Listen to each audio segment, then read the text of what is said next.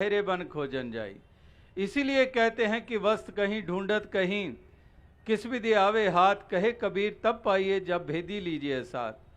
कि वाकई ही ये तो भेदी से ही नाता जुड़े तो तभी इस मंजिल को पा लें। तो ये मंजिल जहाँ पहुँचना है तो ये तेरे से दूर नहीं है निकटे सूझे नहीं।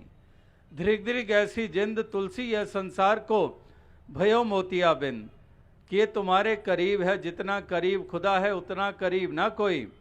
लेकिन समझ उन्हीं को आई जिन पे रहमत हुई।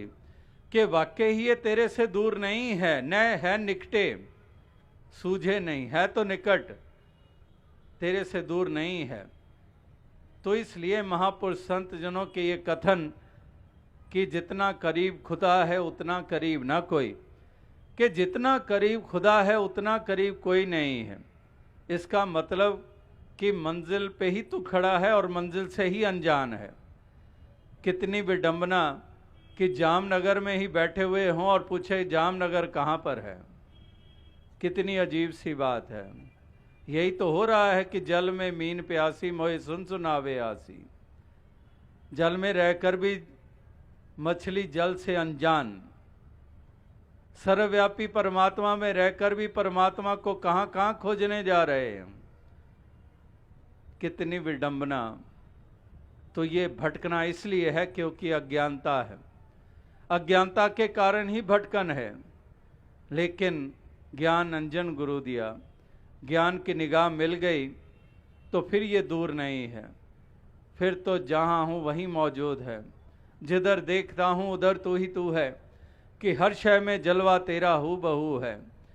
फिर कोई दूरी नहीं रह जाती है। फिर जान लिया कि मंजिल पे ही हूँ। ये केवल और केवल अज्ञानता के कारण कभी सातों आसमानों के ऊपर मान बैठते हैं, कभी गुफाओं कंदराओं में मान बैठते हैं, कभी पर्वतों पे मान बैठते हैं, कभी एक विशेष दिशा में इसको मौजूद मान लेते हैं। लेकिन जब जान लिया तो फिर जिधर देखता हूँ उधर तू ही तू है। हर शय में जलवा तेरा हू बहू है। यही तो है ज्ञान। यही तो है अर्जुन को मिला ज्ञान जब दसों दिशाओं की तरफ नतमस्तक हो जाता है। यही तो है ज्ञान जो मीराबाई ने शाम के असली रूप अविनाशी अजन्मा, जो पांच तत्वों का बना हुआ नहीं, जो पांव में तीर लगने से खत्म नहीं हो गया, अजन्मा शाश्वत,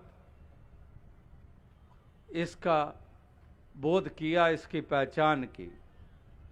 इसी तरह से महापुरुष संत जन वो आज भी यही पैगाम दे रहे हैं कि जानो ऐसे परम अस्तित्व को, इस परम तत्व को, आत्मा का कल्याण करो और इसी से परलोक सुहेला होगा।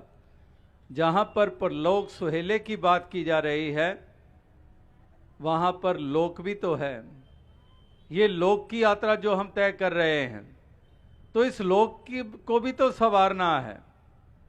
परलोक और लोक दोनों को संवारने के लिए लोक ही है। ये नहीं कि परलोक संवरेगा परलोक में जाकर, लोक को संवारना है लोक में, नहीं।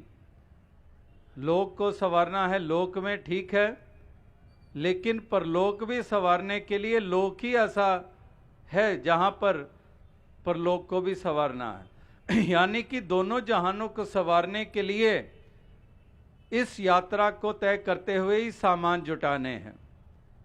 यही है वर्तमान का समय, जब हमने लोक भी संवार लेना है, परलोक भी सुहेला कर लेना है।